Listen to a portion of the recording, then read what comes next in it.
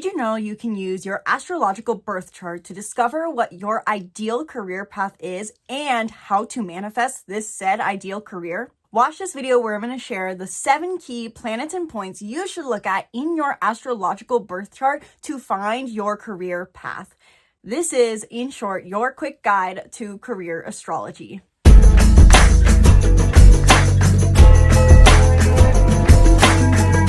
Hello and welcome back to the channel. I'm Isabelle, your spiritual rebel friend, and today we are talking career astrology.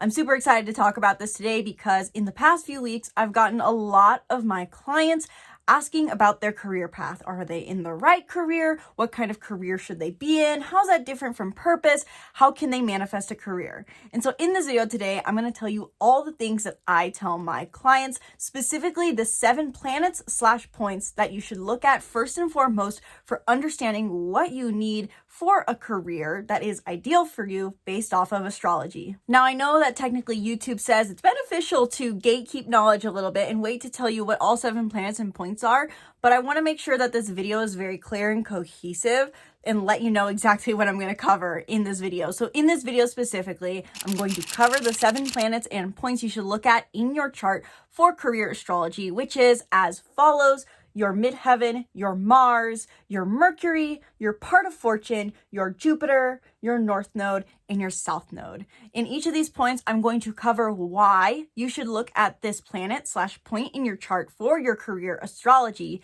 how it plays a role in your career, and how to actually apply this into your current career or when working towards a new career path, whether that's in a manifestational setting or in a let me go input my resume into different communities or workplaces or jobs. Now, before I dive into any further career astrology, be sure to book a reading in the link in the description below, where in 1 hour we can dive deep into any and everything about your astrological birth chart and unique personality type combination. So your Enneagram, your Myers-Briggs, your numerology, we can cover it all. Sky's the limit. And in fact, I would say that all those heavily play a role in your career path. Your Enneagram, your Myers-Briggs, your numerology, these have all helped me find my own career path and be both in an emotional sense successful, feeling successful, but also financially, monetarily successful. So if you want to learn more about your unique personality type combination and your astrological birth chart and put this into application,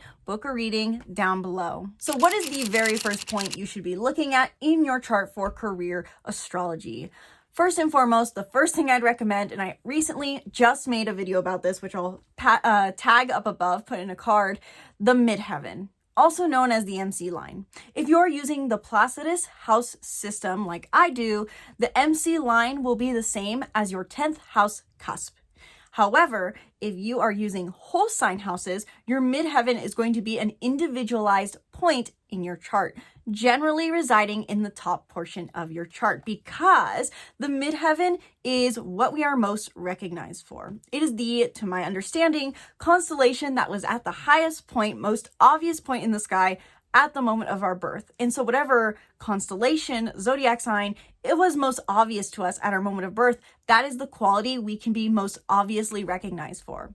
So to put it simply, your midheaven is your career persona. It is the qualities you'll receive the most recognition for. It's the qualities that help you own your authority, especially in a professional setting. And so simply put, the first thing I recommend to all my clients and have done myself when pursuing a new career path or thinking about career astrology, using your chart to your benefit in your career, ask yourself, am I living in alignment with my midheaven? Does my career image reflect my midheaven traits? For example, for my life, I have a Sagittarius rising and a Gemini Mars, opposite signs, both very data oriented and can oftentimes be very sporadic, which if you go back and watch a lot of my old videos, and maybe you'd even say now, I am very much embraced that Sagittarius and Gemini. But my channel only finally blew up when I started framing my work more like a midheaven in Virgo, when I tried to make it as practical, simplified, detail-oriented, and simple as possible, or structured as possible. So your midheaven tells you what kind of image you should portray in your career, whether that's in your current career path or in a new one. And I have cheat sheets where I break down the simple guide to each midheaven that you can check out in the link in the description below or in the card above, where I make a quick guide into words associated with each midheaven and also how to start embracing this, and also some ideas for what kind of goals you can set for your career based off of your midheaven. So that is the first thing you should know. Your midheaven is your image. It's what you'll be recognized for. When you embrace your midheaven, you can become a magnet for success. And I say that from experience because I blew up my channel, got 70,000 and I think counting views on my Virgo horoscope by focusing on my Virgo midheaven. So it works. That is just though one part of the 7 parts that I'd recommend you look at for your career astrology. The second point is really more focused on what you should do or how you should do it,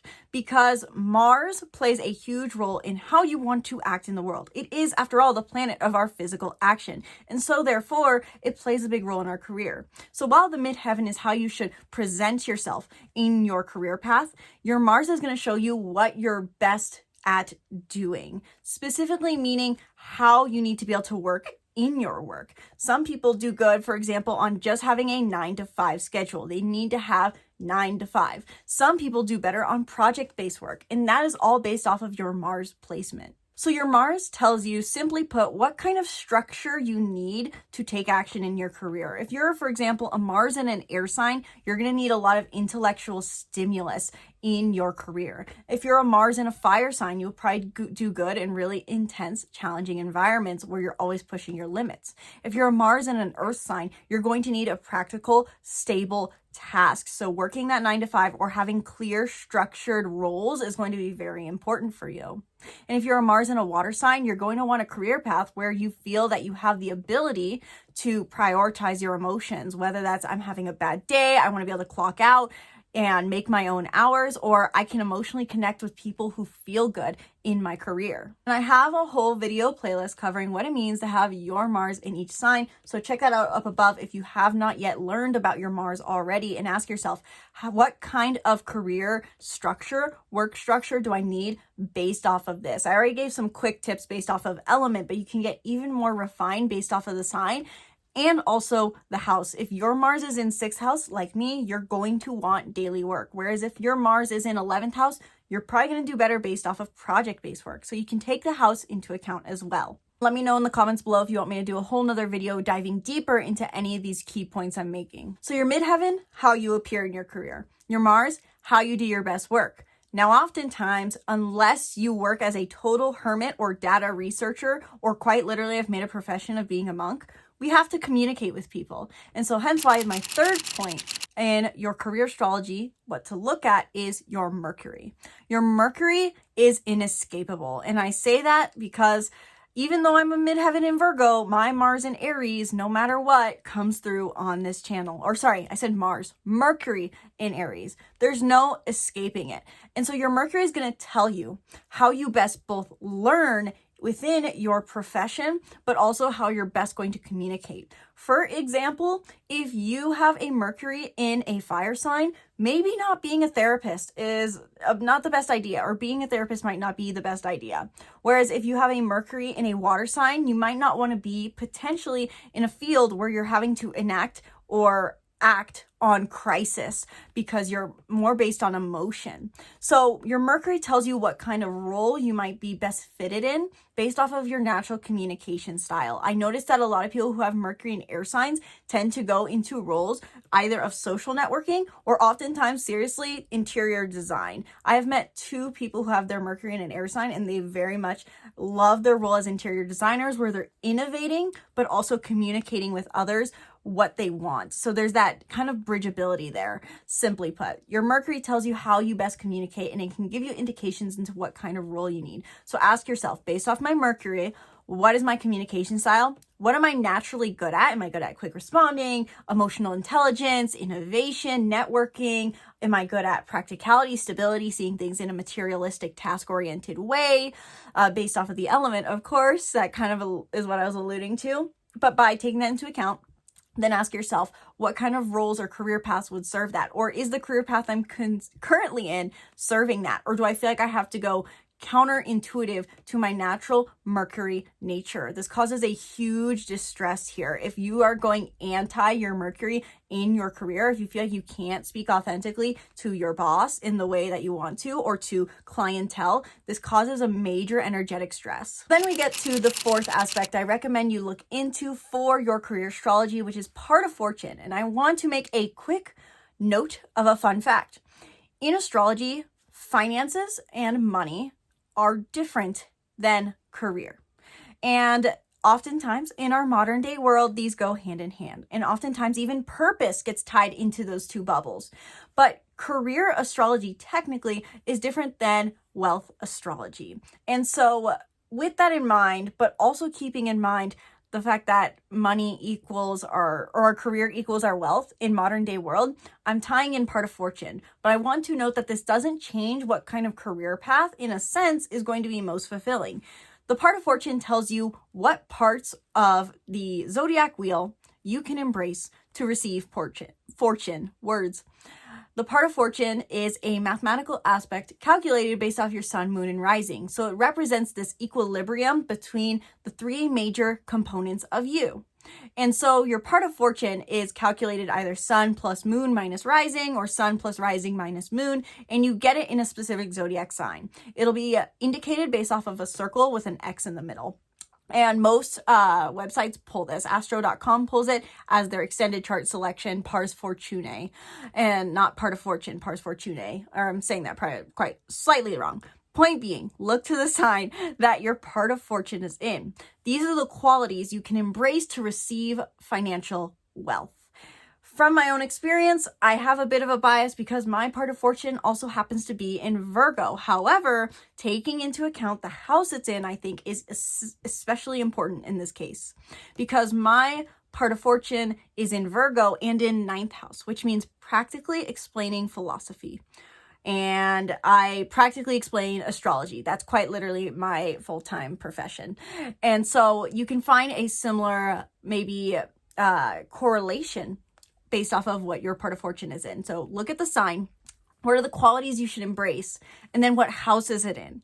Where should you embrace this? This can kind of show you a field of work that you can be doing in. If it's in your 4th house, maybe working with homes or families. If it's in your 6th house, working in service industry or with health habits and wellness. If it's in your 7th house, working one-on-one with others, creating contracts, business partnerships. I could go on. But point being, your part of fortune tells you how you can attract wealth to you. And when it's embraced in a potential field of work, this can really make you a magnet. However, I will also note, this doesn't have to be your career profession. You couldn't simply attract wealth in separate from your career role by embracing your part of fortune. For example, if it's in your 4th house, you could receive finances through your family. Or if it's in your 8th house, you could have shared finances, really have that idea of inheritance or a codependent merging of finances that bring financial opportunity. Number 5 that I would recommend that you look into for your career astrology is Jupiter, especially for those who consider their career a part of their purpose, I would say, because Jupiter is our abundance, but it's spiritual and material. And so when we reach into our Jupiter energy, we become magnets for spiritual lessons, but also financial abundance and even career potential opportunities. And I say that from experience. Once again, though, a bit biased because my Jupiter is conjunct my part of fortune in my chart. But from my other clients I've worked with, I've noticed that Jupiter, while it's being spiritual abundance and spiritual growth, it really does play out into career, because under the idea of career, we're usually, when we're looking into a career astrology, looking to expand ourselves. We're looking to test our limits oftentimes. And so Jupiter comes into play with this when we lean into our Jupiter energy, when we start focusing on doing the things that make us feel abundant and expansive. We expand our opportunities, we expand our finances, and we expand our spiritual growth, which brings higher or heightened career opportunities. So if you feel like your career is stifling, Jupiter is a really great one to look at. Looking at the sign it's in and the house to ask yourself, where do I need to practice abundance and how? So in my case, annoying AC, Jupiter, with it being in my 9th house and in Virgo, it means to me in my own personal life how can I more practically apply my personal philosophy, and how can I practically share that personal philosophy as well? And by doing so, I start learning more spiritual lessons along the way. I learn about myself and my own biased beliefs, and that has brought me to grow as a person, which grows my energetic capacity, which has grown my YouTube channel. So your Jupiter tells you how you can expand and bring more abundance in, really playing into that financial opportunity side of career astrology, but also the spiritual growth side of finding a spiritually fulfilling career. Number 6, the North Node. And I think this video is already getting to be long, so I'm going to make this a little shorter. Again, let me know in the comments below if you want me to do a whole nother video covering any of these topics or key points. The North Node is our highest path to growth in life, and this follows similar themes to Jupiter. When we reach into expansion, we receive more opportunity. Your highest path to growth in this lifetime, in your purpose in many ways, is the sign and house your North Node is in. And so when we reach into our North Node, the sign and house, when we learn the lessons, develop ourselves, and try to grow into what's most uncomfortable, the universe sends the positive opportunities our way that we desire. So if you are someone who specifically even has been trying to manifest a new career path or get out of your job and into a new one, but have found roadblocks, it is likely because you're not learning your spiritual lesson that the universe wants you to embrace, which is your North Node sign and house. I have a whole video series covering the North Node. If you have not delved into your North Node sign and house placement yet, check that out. And finally, for my final key point, number 7, going to the other side of the coin from key point number 6, your South Node. Your South Node is often heard to be something you're supposed to move away from. I hear a lot of people when I meet them in person or one-on-one via Zoom for our readings, they say, aren't I supposed to basically banish my South Node? Aren't I not supposed to be that? And I want to bring back the first key phrase I learned about the South Node, which is your overused gifts and talents. Overused gifts and talents. The South Node is something to be embraced in moderation, and hence why the North Node is its direct opposite to balance out these traits. But your South Node can oftentimes play a very beneficial role in your career because it's what you're naturally talented at. For example, for me, my South Node is in Scorpio in 11th house, which means I'm good at investigating more purpose-driven philosophy oftentimes, one of many interpretations.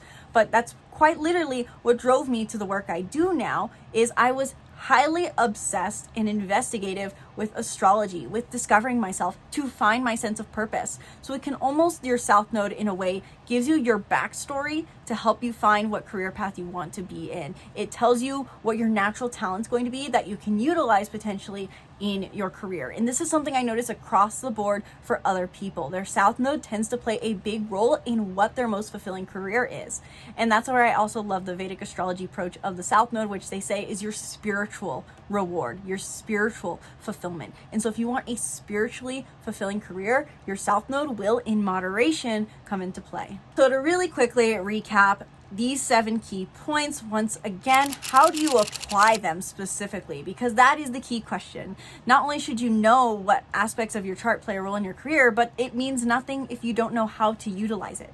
So to simply break down how I started utilizing this knowledge and how I recommend my other clients do so is simply put, write out first and foremost a list of all your placements for these, your midheaven, your Mars, your Mercury, etc. And then write out what these key traits mean. Just the sign first and foremost. If your part of fortune is in Aries, what does that mean? What is Aries traits to you? That means being bold, independent, right? So write out the key traits associated with these zodiac signs, and then write out the house. Where should I be embracing this? Because that really is the key point here with the houses. That's their benefit. They create that separation and help you understand how to embrace this. Because in the end, we are talking about career. This is all career astrology, so you should be potentially embracing this all in your career. But how does this get embraced? If it's in your 4th house, are you working with families? If it's in your 1st house, are you working solo? If it's in your 12th house, are you working in isolation? Writing out what it means, just explaining to yourself, this is the sign, this is the house, this is the energy, this is where it should be embraced. Really, that's all it takes. And if you even just start out with one of these, trying to apply one of these, I guarantee you're going to start seeing shifts happen in your career, whether that is people treating you differently or new opportunities presenting themselves or spiritual growth, which opens yourself up energetically in the long run to receive the career path that you are looking for. Let me know in the comments below, you guys. Did this video help you understand career astrology? What questions do you still have?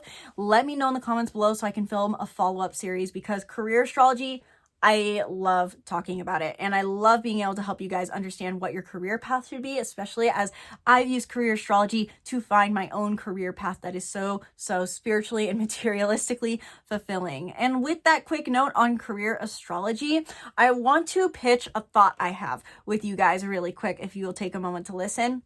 I'm really interested in doing more group, corporate, or team building events where I come in and help you guys all understand what your career astrology is for your entire team, whether that's a beauty salon and understanding each other better and just connecting for fun, or if you work in a very serious corporate setting and you're trying to figure out what kind of individualized roles each team member will best be in. I want to be able to start potentially offering career astrology events, corporate events. I don't know how else to describe it. Like I said, very loose idea.